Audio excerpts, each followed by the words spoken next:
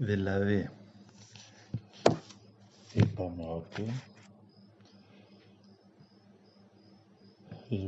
ότι μιλάω πιο καθαρά ή μάλλον μιλάω στα τελευταία 2 χρόνια πολύ βαθιά στους ανθρώπους για πράγματα που πραγματικά οδηγούν τον άνθρωπο σε υπαρξιακή ελευθερία με σκοπό απότερο. Το γράφω, όχι το γράφω. Με σκοπό απότερο τη συνάντησή του με το πιο ιερό μέρος της ψυχής του, με το πιο εσωτερικό κομμάτι, με την Αγία Τράπεζα της ψυχής του, με εκείνο το θεϊκό μέρος της ύπαρξής του. Γιατί ο άνθρωπος πλησιάζει το Θεό τόσο όσο πραγματικά ελεύθερος είναι. Παρέα δεν είχαμε μιλήσει για εκείνο το θέμα ότι υπάρχει εντολή από το Θεό ουδής τέλειος. Παρέα είχαμε μιλήσει. Ναι, τα έχουμε πει.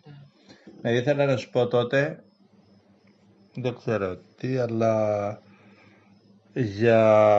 γιατί λέω ότι ο άνθρωπος είναι τόσο κοντά στο Θεό όσο ελεύθερος είναι. Πρώτα απ' όλα γιατί ο Θεός ο ίδιος δεν ενδιαφέρεται για αιχμάλωτα όντα. Όμως εμείς στην πραγματικότητα είμαστε μόνο αιχμάλωτα όντα. Πρώτα απ' όλα είμαστε απόρρια του περιβάλλοντος μας. Καταλαβαίνεις τη λέξη απόρρια. Είμαστε ενσαρκώσεις του χτες μας.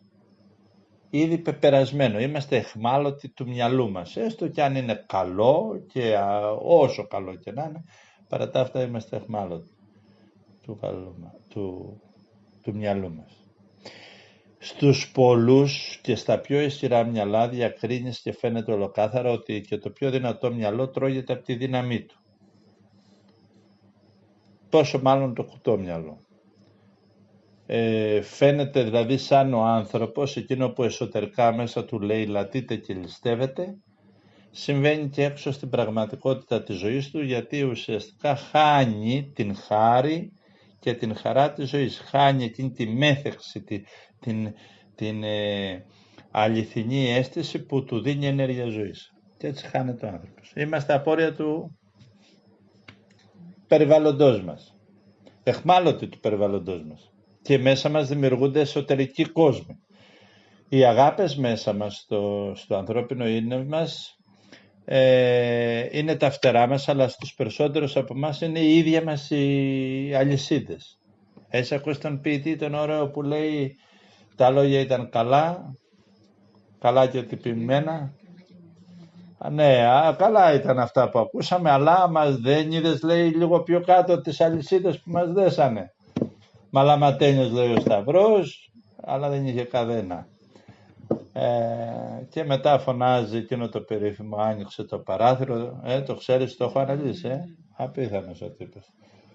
Να νιώσεις την αιώνια αγάπη, να νιώσεις μπροστά το άνοιγμα. Αφού όμως είμαστε αιχμάλωτα, πώς όντα και ό,τι και να σκεφτούμε, ό,τι και να κάνουμε, πώς θα λυτρωθούμε? Είναι τα ίδια λόγια που λέει ο Απόστολος Παύλος. Εγώ με το νου μου, λέει, καταλαβαίνω, λέει, αυτό σαν καλό, αλλά μία άλλη δύναμη μέσα μου, λέει, με κρατάει αιχμάλωτο στην αστοχία της ζωής, γιατί αμαρτία είναι η αστοχία, και αντί να ζω εγώ φθείρομαι. Διακρίνουμε λοιπόν εκείνο που εσωτερικά μέσα μας υπάρχει και λαιλατεί και καταστρέφει, είναι το αιχμάλωτο, γιατί η γνώρισμα ενός αιχμάλωτου είναι να αυτοκαταστρέφεται. Και το ασυμβίβαστο με μένα είναι αυτή η ελευθερία. Και ξέρεις πολύ καλά, είμαστε 28 χρόνια πια μαζί, πώς είμαστε, ελπίζω παραπάνω. Να έχεις πιστεί ότι αυτό που πραγματικά βαθύτερα οι άνθρωποι μέσα τους, κάτι μέσα τους αναπνέει και με καταλαβαίνει τι είναι, δεν είναι η θεολογία, αλλά η ελευθερία που πλησιάζω τα πράγματα και εσωτερικά και εξωτερικά. Ο τρόπος που στέκομαι στα πράγματα. Γιατί θεολογία μπορεί να βρεις και καλύτερη. Κοσμολογία μπορείς να βρεις και καλύτερη.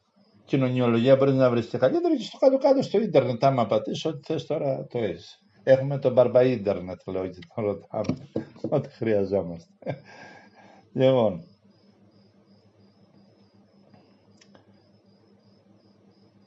αυτό που είναι αιχμάλωτο μέσα εκ φύσεως οδηγεί και λαιλατεί τον εαυτό του, γιατί η μεγαλύτερη μορφή αιχμαλωσίας είναι αυτή ακριβώς. Τη στιγμή που μπορείς να είσαι ελεύθερος, εσύ επιλέγεις τη σκλαβιά σου. Υπάρχει μια τακτική πολύ ωραία, πως πιάνουν τα άγρια χοιρινά. Τα άγρια χοιρινά λοιπόν πηγαίνεις σε ένα μέρος που συχνάζουν και όπως είναι μια βελανίδια παράδειγμα, βάζεις κάτω καλαμπόκι. Αυτά μαθαίνουν και τρώνε, μετά ξαναβάζεις καλαμπόκι. Είναι ελεύθερα όμως, έτσι. Ξαναβάζεις καλαμπόκι, ξαναβάζεις μέχρι που μαθαίνουν να τρώνε καλαμπόκι και δεν ψάχνουν να κυνηγήσουν. Δεν τα ενδιαφέρει να αναζητήσουν αλλού τροφή, αφού τρώνε και είναι μια χαρά. Στην αρχή λοιπόν ξεκινάει με το δόλωμα την επιβίωση. Του εχμαλωτίζει στον νόμο της επιβίωσης. Χάνει πια το ενδιαφέρον να επιδιώκει, να κυνηγάει, να είναι αυτεξούσιο από τον εαυτό του και τη φύση του και κρέμεται στο καλαμπόκι που βρίσκεται κάτω από την βελανιδιά. Αυτά πάθαμε κι εμείς, αλληγορικά τώρα. Μετά βάζεις ένα φράχτη, έτσι ένα σκέτο φράχτη. Που μπαίνει και βγαίνει όποτε θέλει. Φράχτη σκέτο, μία γραμμή. Ένα όριο, πάει από εδώ, πάει από εκεί, μια χαρά. Βρίσκει καλαμπόκι, τρώει, δεν υπάρχει κανένας κίνδυνος. Μετά από πολύ καιρό βάζεις και τη δεύτερη, κάνεις διάδρομο, μαθαίνει, περνάει στο διάδρομο. Μετά το κλείνεις και την άλλη πλευρά και μπαίνει από τη μία μεριά, βγαίνει, μπαίνει, βγαίνει. Αυτό όλα είναι καλά. No problem. Λοιπόν.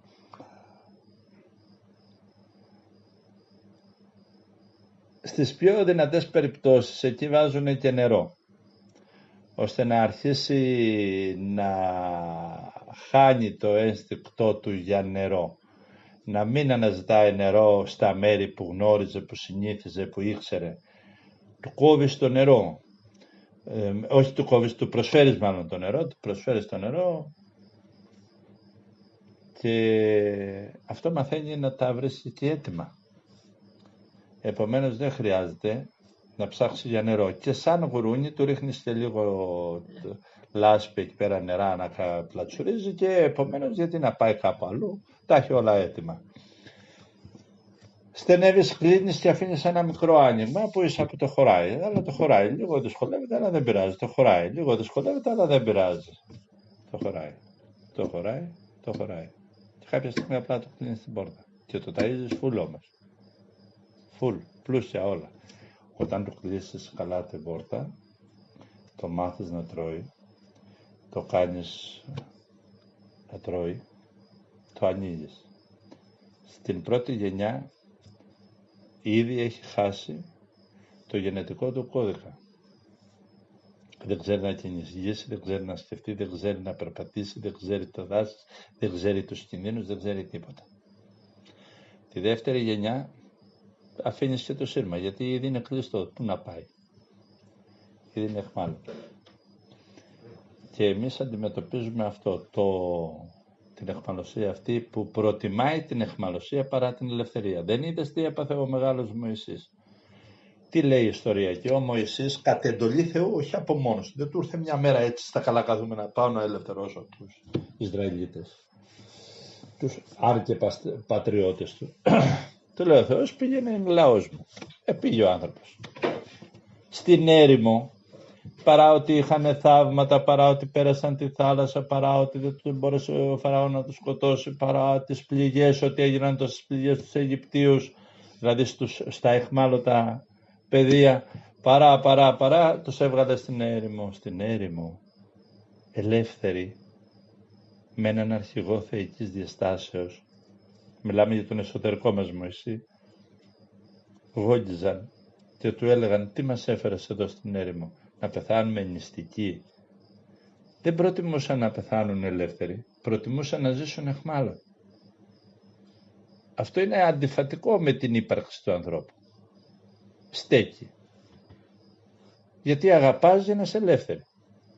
Συζητάς για να εκφράζεις την ελευθερία σου.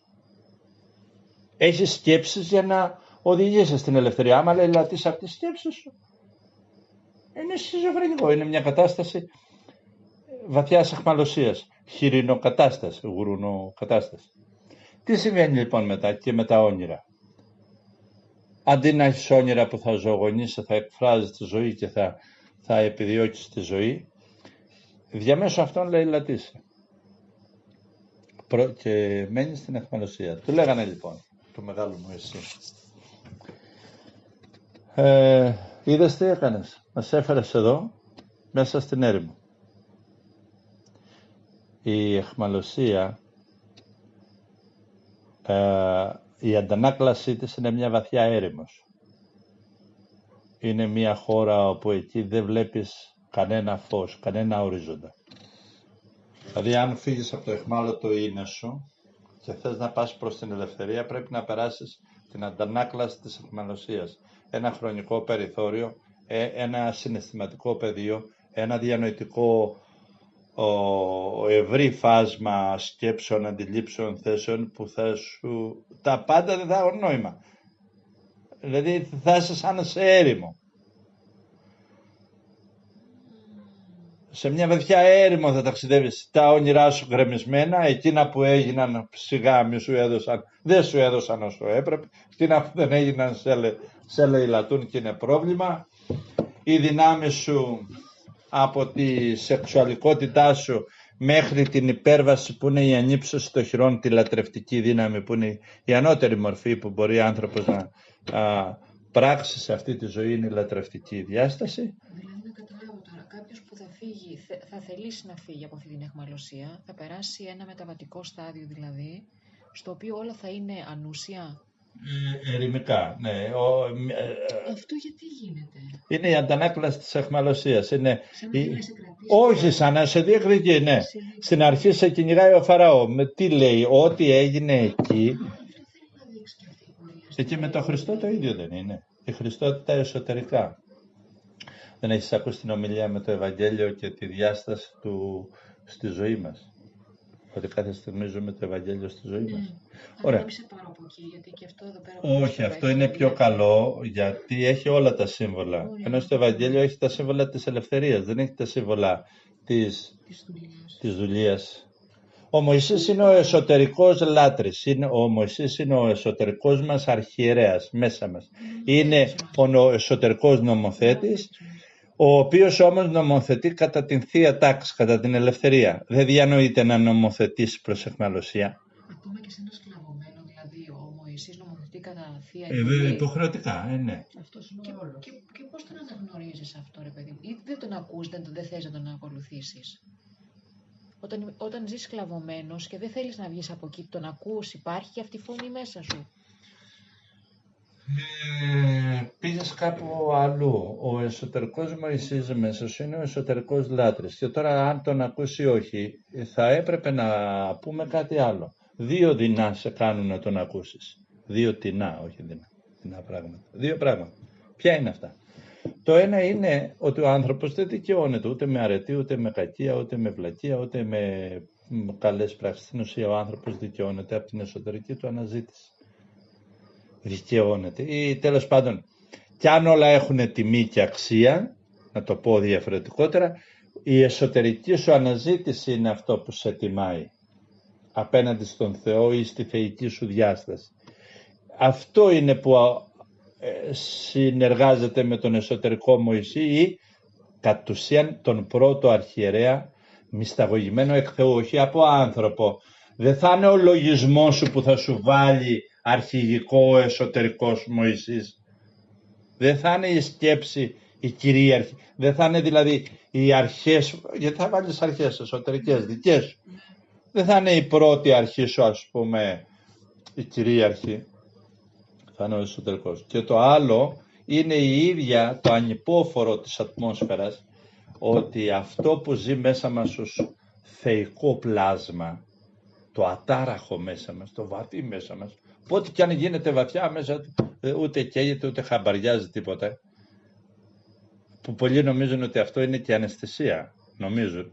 Τι κάνει? Τραβιέται πιο πίσω και είναι ανυπόφορη η ίδια η αιχμαλωσία. Αυτά τα δύο, δηλαδή η εσωτερική σου αναζήτηση κορυφή και το υπόβαθρο του κάτω που αναγκάζεσαι να ακούσεις αυτό το Μωυσή, αυτό το Παναγόπλο. Δεν ξέρεις τι λέει αυτός ο Δαβίδ, δεν καταλαβαίνεις τι φωνάζει ο Θείος Παύλος. Λέμε, αλλά η υπερβολή του φορτίου της σκλαβιάς, της αιχμαλωσίας. Ναι, λες τώρα πέρασα 30 χρόνια, 40 χρόνια, άλλα τόσα θα ζήσω έτσι, κάτι να γίνει, ας πούμε. Κάτι. Ναι. Αυτή η έρημος έχει μεγάλη διάσταση στην ανθρώπινη ζωή μας. Συνήθως να σκεφτείς, σε αυτή την έρημο μπαίνουν από τα παιδιά σχεδόν από την εφηβική τους ηλικία. Ναι, σχεδόν μπαίνουν, γι' αυτό δεν βρίσκουν κανένα νόημα σε τίποτα, δεν έχουν αίσθηση, γιατί είναι πολύ μακριά από το θεϊκό τους. Είναι ο βιολογικός τους άνθρωπος, ο ζωικός τους κόσμος, είναι οι νόμοι του σώματος που κυριαρχούν πάνω στο νου τους, είναι ο θάνατος που έχει επέλθει στους ανθρώπους στο Θεό, οι άνθρωποι σκότωσαν το Θεό, όχι στο πρόσωπο μόνο του Χριστού, στο Χριστό ξεβρακωθήκανε, αποκαλυφθήκανε, φανερωθήκανε ότι άνθρωποι είναι τόσο επικίνδυνοι που σκοτώνουν το Θεό. Σκότωσαν το Θεό λόγο μέσα τους, το Θεό λόγο, το λόγο που δίνει νόημα ζωής, που σε φέρνει σε κοινωνία με τη ζωή, τον κατ' ουσίαν ελεύθερο λόγο. Και δεν μιλάω για καμία μορφή ασουηδοσίας, γιατί στην κορυφή των πάντων η αληθινή ελευθερία, η υπαρξιακή ελευθερία είναι όταν είσαι άπιαστος από μίση, από κακίες, από πληγές, από πόνους, από καταθλίψεις, από αυτό το στράτευμα που οδηγεί στην αιχμαλωσία. Δηλαδή, αφού μιλήσαμε για τον ιερό Μωυσή εκεί, ο Φαραώ είναι σύμβολο, εκεί ήταν πραγματικά έτσι. Αλλά το έργο που πεζόταν εκεί είναι το έργο που παίζεται μέσα μας, στο κάθε μέρα της ζωής μας. Εκεί τι έγινε? Ο Φαραώ κυνήγαγε τυραννικά αυτές τις δυνάμεις της ψυχής που θέλανε να πάνε στην ελευθερία. Είτε αυτό ήταν συναισθηματικότητα, είτε αυτό ήταν έκφραση λόγου, είτε ήταν ποιητική δύναμη, είτε ήταν νομοθετική έκφραση. Ό,τι και αν ήταν. Για να μην σου πάω στον εσωτερικό δάσκαλο, ο οποίος δημιουργεί γλώσσες. Δηλαδή η ικανότητα του να σχηματίζεις καινούργια γλώσσα. Γλώσσα, ξέρεις, από την αδαμική διάσταση, που σημαίνει καινούργια νοήματα, καινούργιες κατανοήσεις, πίστες, πεποιθήσεις, αντιλήψεις, ένας ολόκληρος κόσμος γεννιέται μέσα σου. Εκεί λοιπόν τους κυνηγούσε. Η θάλασσα που πέρασε ο Μωυσής, εκεί, είναι η κολυμβήθρα που περνάνε οι χριστιανοί οι Ορθόδοξοι όταν βαπτίζονται στο όνομα της Αγίας Τριάδος. Εκεί συμβολικά και εδώ εσωτερικά, δηλαδή είναι η στιγμή που πνίγονται μέσα στην καινούρια κατάσταση οι εχθροί. Ναι, είναι η στιγμή που στρέφεις το πρόσωπό σου, απομακρύνεις δηλαδή τον εαυτό σου από την κακία, από το μίσος, από τη ζήλια, από τη κτητικότητα, από τη φοβία. Πρόσφατα λέω σε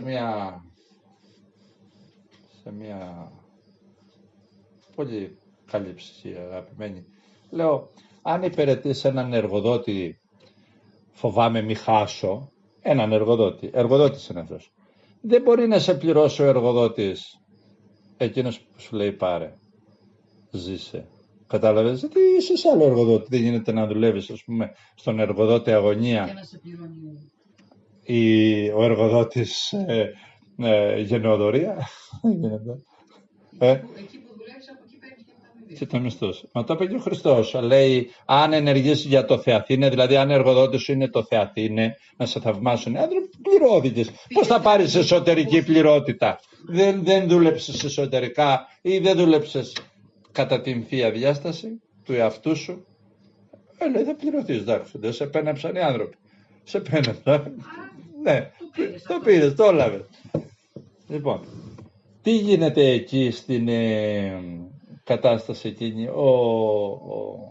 Ξέρεις ότι από τη σκιά και την αντανάκλαση της αιχμαλωσίας πέρασε μεγάλο χρονικό περιθώριο έως ότι πραγματικά οι Ισραηλίτες φτάσουν στη γη της επαγγελίας και βγουν τουλάχιστον έξω από εκείνη την έρημο, την εσωτερική.